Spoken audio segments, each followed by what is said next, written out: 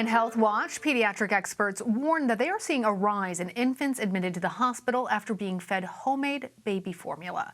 Some parents have been making formula at home to save money during the pandemic. Others may see it as a healthier alternative to commercial products. But doctors say homemade formulas can sicken babies, lead to nutrient deficiencies, or stunt physical and mental growth.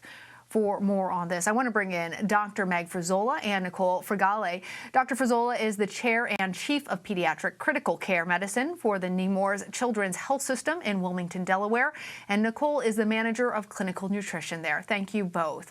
Dr. Frizzola, I'm going to start with you. You have been treating babies who had to be admitted to the pediatric ICU after being fed homemade baby formula. Tell us about those cases and what symptoms those babies had. Sure. We noticed a disturbing trend of 2 infants ages 4 and 5 months who presented within a 1-week time period with signs of seizures and respiratory distress and sleepiness and ultimately a cardiac arrest.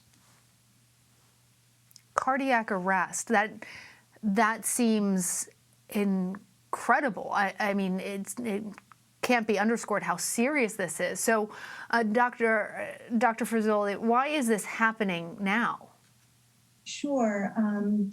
Those symptoms can be very generic, and at first we didn't realize what the problem was. Certainly, electrolyte imbalances are one of the causes of seizures and twitching and sleepiness and irritability, and ultimately your heart can stop or a cardiac arrest. And so we certainly sent all of the laboratory values and determined that both of these children had significantly low levels of calcium in their bloodstream, which ultimately has the impact and can potentially be fatal. I have to ask, how are those babies doing now?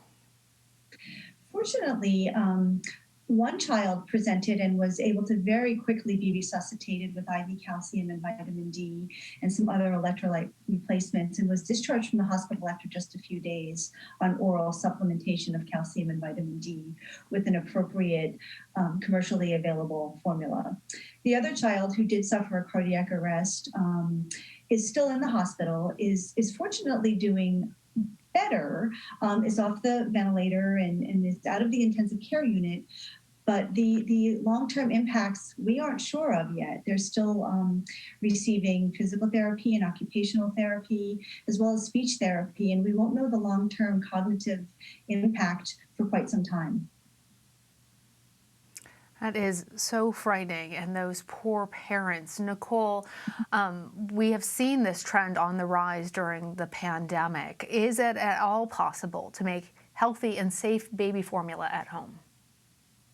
So we do not recommend making homemade infant formulas at home. We know that the FDA regulates infant formula, and there are very specific requirements in terms of the macronutrients that are in infant formulas, in terms of the amount of protein, the carbohydrate, the fats. There are very specific blends that are needed for appropriate growth and development in an infant. And in addition to that, there are very specific amounts of vitamins and minerals that must be in an infant formula in order for a baby to thrive. And we know that these infant formula recipes, these homemade recipes that are available out there on the internet, just do not measure up, and they cannot meet the needs of what you will find in the FDA regulated infant formulas. So, Dr. Frizzola, I'm wondering, with these patients, the parents of the infants that you treated, why did they say they made their baby formula at home? And what were some of the first signs that their babies were in trouble? Sure. There are many reasons that parents choose to try to make a homemade formula. And I have to stress that most of them truly just want the best and think they're doing the right thing for their children. One of them was very worried about lactose intolerance, and they thought that they needed to give a dairy-free formula. So searched the internet and found these recipes. They're very abundant on the internet, which is somewhat worrisome. The other family really wanted to have a vegan formula for their child. They thought that organic, natural, healthy products would be the best for their infant, not realizing the damage that can occur, particularly in children less than 1 year. They first started noticing these babies were a little bit sleepier, not waking up for feedings. They were a little bit fussy when they were awake. They started vomiting. And then they started twitching, which is the early signs of potentially seizures, which shows, in this case, low calcium. Eventually, they had trouble breathing, and ultimately they came to the emergency rooms to be treated. Dr. Frizzola, I know firsthand how expensive some of those formulas can be, the specialty formulas, especially if you have a lactose intolerant infant. I'm wondering, is the real problem here malnutrition for these babies, or are you more concerned about other things getting in there that babies can't have when parents are trying to make this formula at home? Sure, there are several types of malnutrition, and one of them is kind of the traditional version where you see a child or an infant that looks emaciated. Their eyes are sunken in, and their muscles are wasting, and that really shows a lack of fats and energy that your body needs. And that's not what we're seeing with these homemade formulas. What we're seeing is more on the inside, in your electrolytes, in your micronutrients, your vitamins and your minerals, and it isn't quite as apparent, and it's a lot more difficult to see.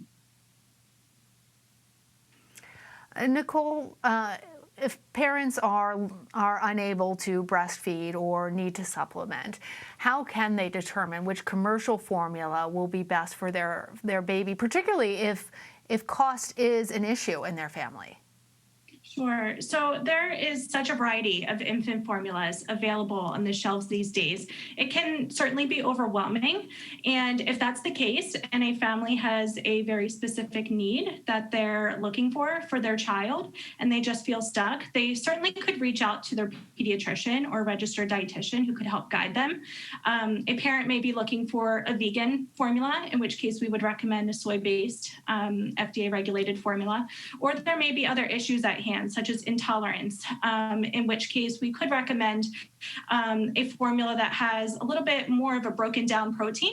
And there also are some hypoallergenic formulas out there that are meant for babies who have multiple food allergies. So I can speak to the families who can't afford it. There are government assisted programs out there, such as WIC, also known as Women, Infant, and Children, and the SNAP program, Supplemental Nutrition Assistance Program, which can help families to afford and obtain infant formulas. One last question for you, Dr. Frizzola. I'm just thinking about what you said, that these recipes are so plentiful online, and given the pandemic and the constraints that people have faced, they seem to have flourished in this time period. Do you think that people should be held accountable for putting up this information, or that this information ought to be accompanied by a warning, given what you've seen?